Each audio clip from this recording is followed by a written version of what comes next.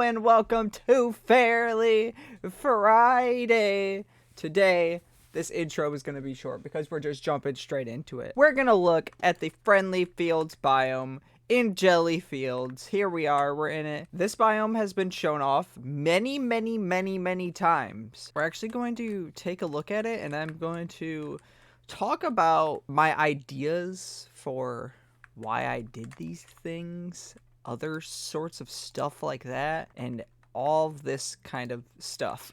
What? I don't even know what I'm saying at this point. But Friendly Fields was designed to be based on games like Stardew Valley, you know, farming type games. I wanted it to have farming be the center of the biome because it's the first biome that you go to, so it kind of shows the player all the different mechanics without adding any extra craziness onto the gameplay. Originally, when I made the biome, it was pretty simplistic. It wasn't really much of a farm.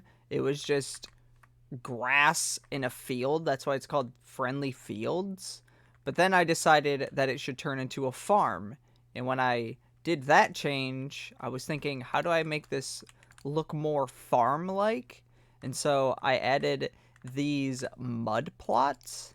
I don't know, it just kind of felt like, you know, on a farm, there's like mud, like the pigs will be rolling around in the mud and stuff like that. So I felt like it worked really well. And also because the natural shell is covered with mud, I thought the little mud spots would work really well for the biome. So adding the mud to the biome is how we ended up getting things like this piece of corruption that's a cube of mud.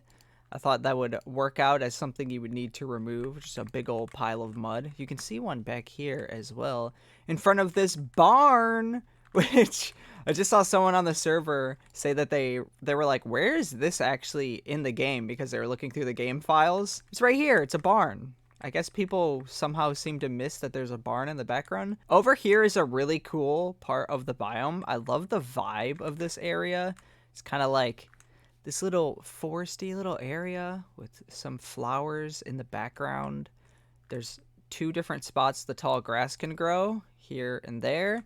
And then we have the Gemlin who sits there and will give you information about the charm once you collect it. He's just chilling there as the game starts to rain. There's some mossy rocks over here as well to show that this area is kind of less kept up with. Like over here, it's like, oh, this is kind of nice.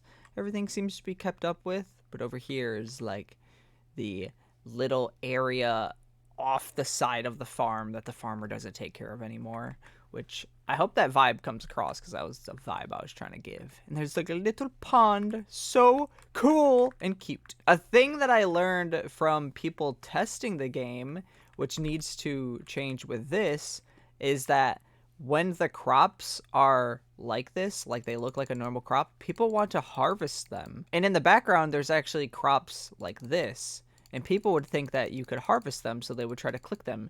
It was just a thing that kind of confused people. So all of the crops and flowers and stuff are always like far in the background, so you can tell that you can't interact with them. Over here, I wanted it to be like, this is the actual farm part is over to the right, so you're seeing some of the machinery that the farm actually uses. In this farm, they transport lumber, so I'm assuming they're getting lumber from the forests that are kind of in the background. You can see there's like trees all around here, especially once you start getting over here, there's a lot more trees. So I was thinking that, yeah, these people are chopping down the trees, and then they're putting the logs in this cart, and then the train is taking them away. And then I'm assuming the train company got in contact with them and was like, hey, we should put a touristy spot on your farm. It'll be really cool for visitors. They're like, okay. And then now everything is corrupt.